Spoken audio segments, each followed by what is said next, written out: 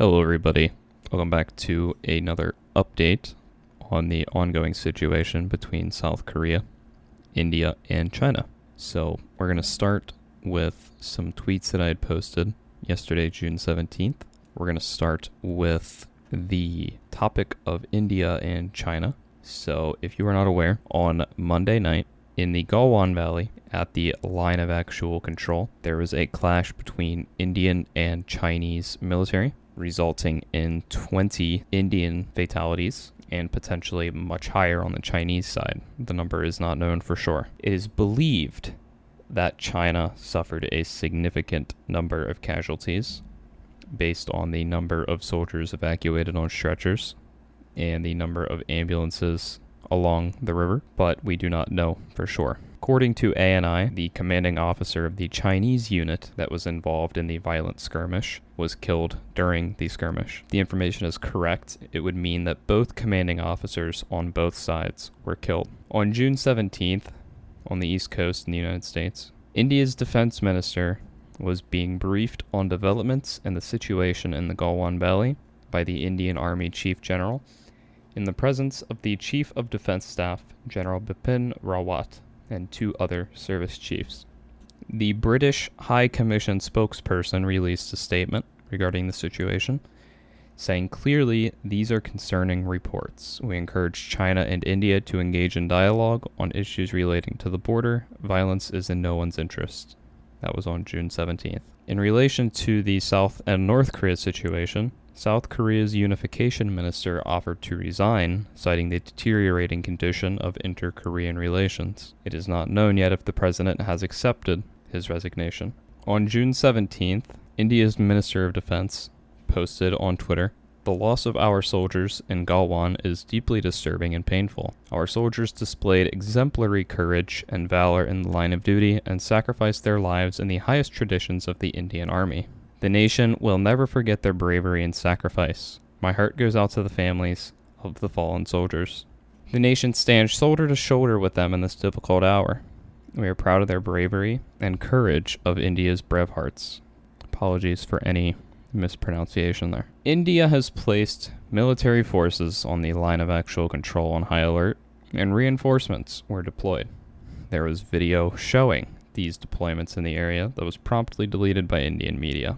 It is not known if the video was deleted because it was inaccurate or if they were told to delete it by Indian government. The Indian Army and the Indo-Tibetan Border Police that are stationed along the line of control were placed on high alert as well. The Army, Navy, and Air Force of India were placed at the highest level of alert. Ships, fighter jets, and troops were put on forward movement. The rules of engagement at the line of control have also changed. Local commanders were told to do what you need to when hostilities with PLA erupts. Per Lily Kuo on Twitter, about 600 men were fighting with stones, iron rods, and other makeshift weapons in near total darkness for up to 6 hours. Most of the 20 Indian soldiers killed lost their footing or were knocked from the mountain ridge, resulting in their death. India has continued their buildup at the line of actual control. They've also carried out a surge deployment in the Indian Ocean after an alert was raised. The United States has extended sanctions on North Korea for one more year, citing quote-unquote unusual and extraordinary threat posed by the country. North Korea has followed through with one of their threats, threatening to remilitarize parts of the DMZ that were demilitarized under the 2018 Inter-Korean Agreement by placing soldiers in formerly empty guard posts inside of the DMZ.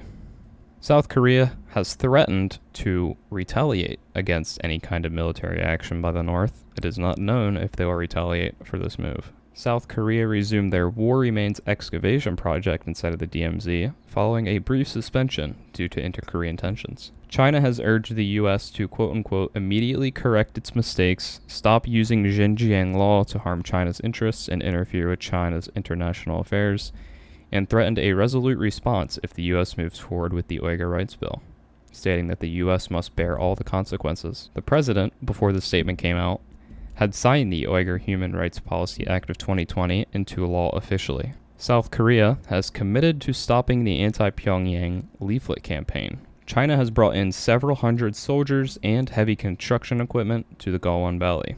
Additional troops were deployed inside Indian territory near Patrol Point 14, and the People's Liberation Army, which is China, deployed at least 12 artillery guns on its side of the border. Indian armed forces were put into a state of operational readiness following the clashes with China in the Galwan Valley. South Korea's defense minister, in a statement, said that the country will respond strongly without wavering if North Korea undertakes military provocations.